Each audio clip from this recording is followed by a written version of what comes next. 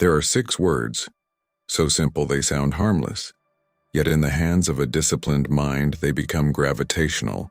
Say them correctly and rooms shift. Say them with presence and even the resistant begin to lean closer. This is not manipulation. This is psychological mass. Most people chase attention. They perform. They persuade. They beg subtly for validation. And because they chase, they repel. Marcus Aurelius wrote in his Meditations that the soul becomes dyed by its thoughts. If your thoughts are desperate, your presence stains the air with need. But the Stoic does not chase. He attracts through gravity, not noise. Seneca warned that he who depends on applause becomes enslaved to it. The crowd controls him. Their approval feeds him.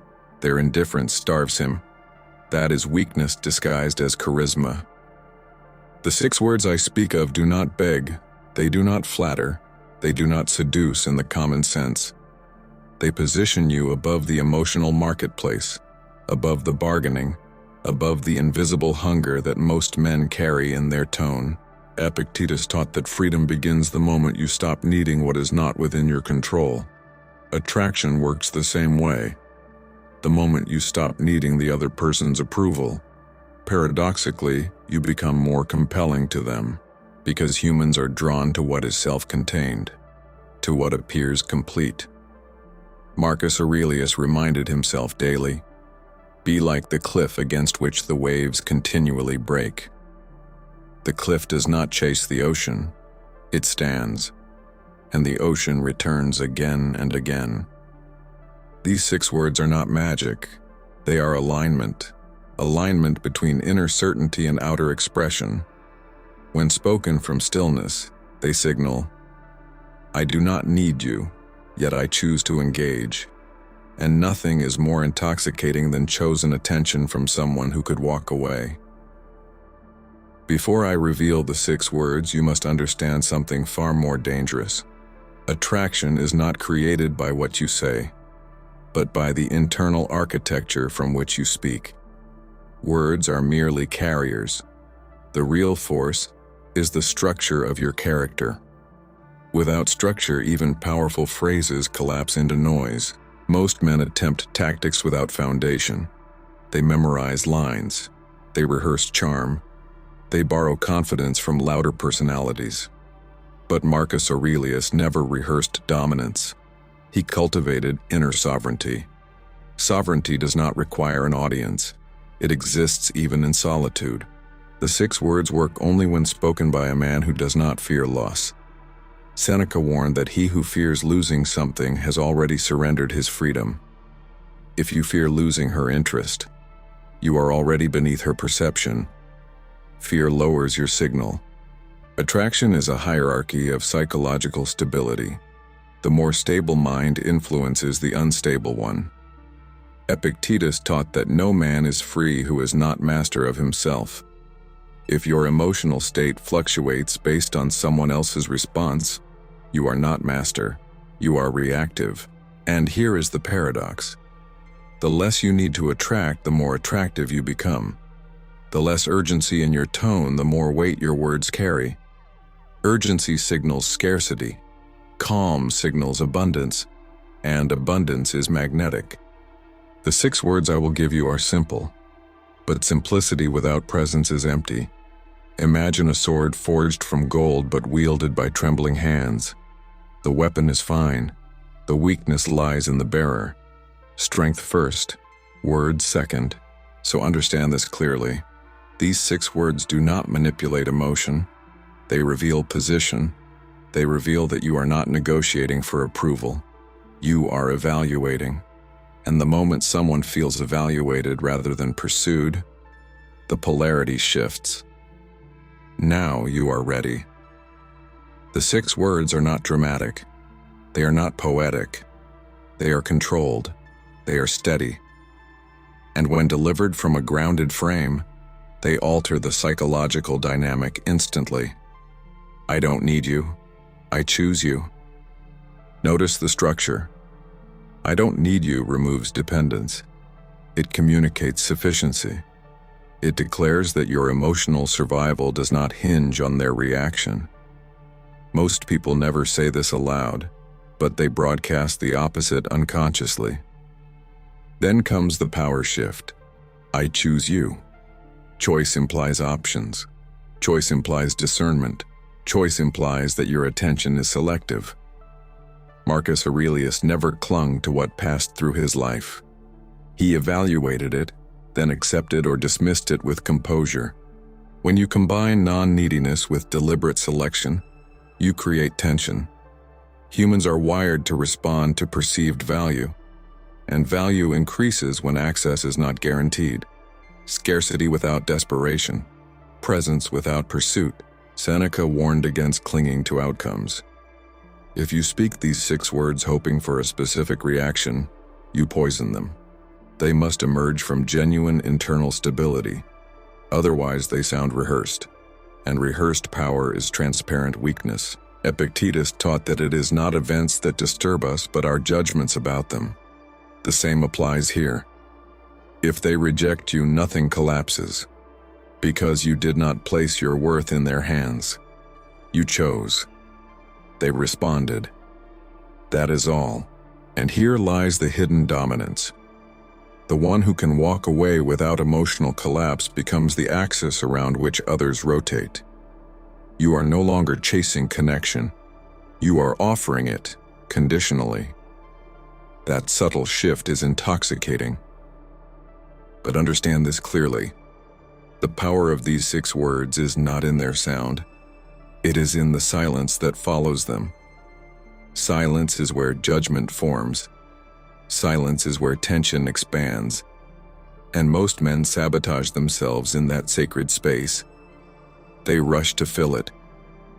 After saying, I don't need you, I choose you, you must stop. No nervous smile, no extra explanation, no softening laughter. Marcus Aurelius trained himself to speak only what was necessary and to let truth stand naked. Discipline is not loud, it is precise. The silence that follows is a test, not of them, but of you. Can you remain composed while they process? Can you tolerate uncertainty without reaching to control it? Seneca warned that the impatient mind reveals its weakness through agitation. Most people cannot endure tension. They rush to relieve it, they fill it with chatter. They explain what did not require explanation, and in doing so, they shrink their perceived value. Urgency communicates fear of loss. But the Stoic treats silence as a weapon, not aggression but containment.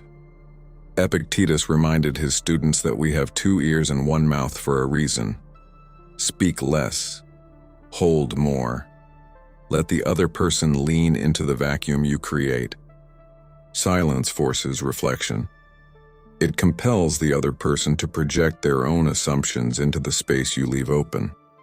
And what they project is often more powerful than anything you could have said.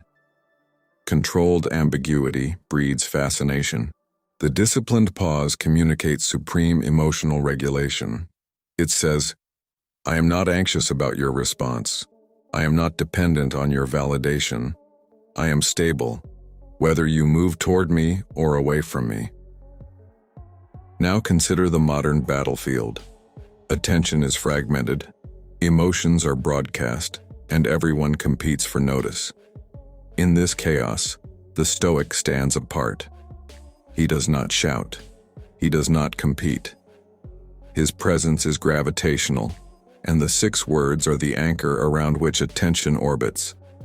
Imagine 2 men at a gathering. One is reactive, defending, explaining, leaning in for validation. The other speaks 6 words, then rests. The room shifts. Subtlety overwhelms aggression. Calmness overpowers volatility. The hierarchy is unspoken, yet undeniable. Modern psychology calls this frame control. Ancient Stoics called it mastery of self. The essence is the same. Your emotional architecture determines influence. Words alone without internal alignment are powerless. Those 6 words are deceptively simple, yet they crystallize a hierarchy invisible to the untrained eye. They signal autonomy, evaluation, and emotional invulnerability, and when delivered correctly, they magnetize attention, without coercion, without manipulation. Epictetus reminded that perception shapes reality. The 6 words function not because of charm but because they alter perception. They declare, I am composed, I am sufficient, I am a vector of choice, and choice commands attention more than any charm or wit.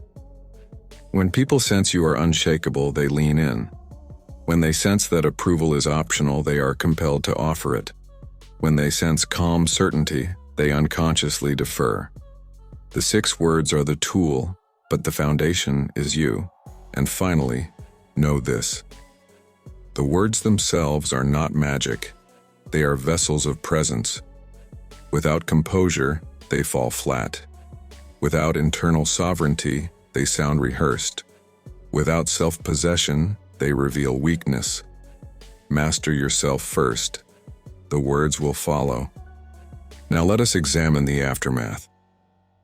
Once spoken and held in silence, these 6 words shift energy. People around you instinctively search for cues. They measure, they wonder, they project. Your aura of composure becomes a mirror, and they begin to see themselves through it. Humans are drawn to certainty because uncertainty terrifies them. When you demonstrate non-dependence, calm judgment, and deliberate choice, you become a locus of stability. You are not chasing. You are observed.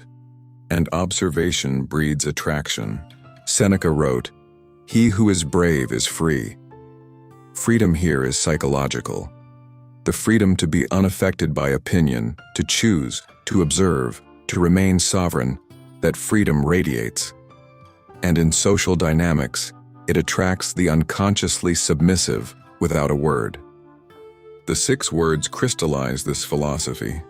I don't need you, I choose you. Each syllable communicates sovereignty. Each pause communicates discipline. Each silence communicates gravity. It is presence distilled into language. When mastered, these words create a gravitational field. They do not beg for attention. They do not plead for approval.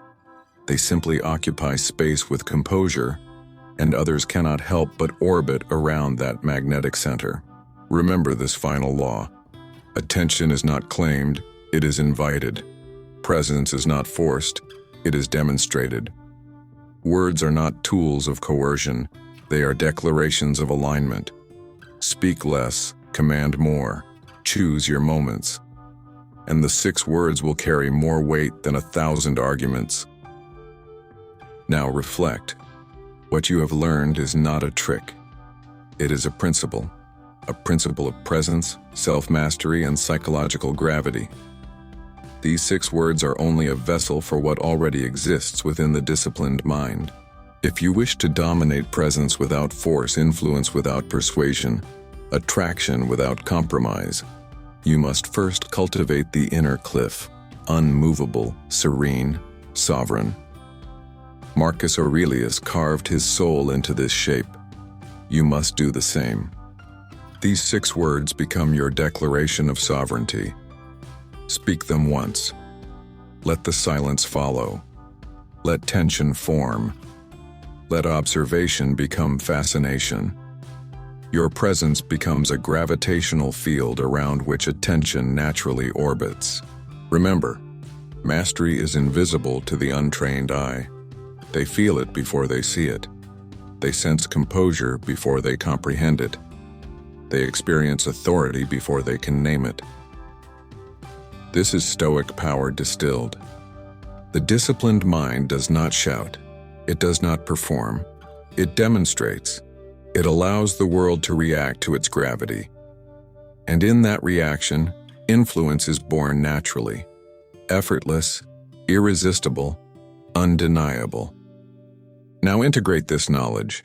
Speak only when aligned. Speak only when composed. Speak only when sovereign. And remember, you do not need to prove anything. You do not need to chase approval. You only need to choose. This is the essence of Stoic attraction. Presence over persuasion, composure over argument, gravity over noise.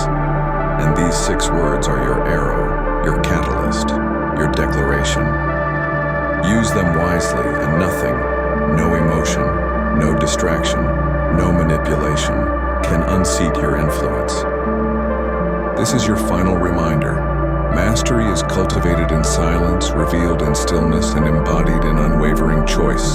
Speak, pause, observe, and let the world orbit around the gravity you create. That is the power of the Stoic mind.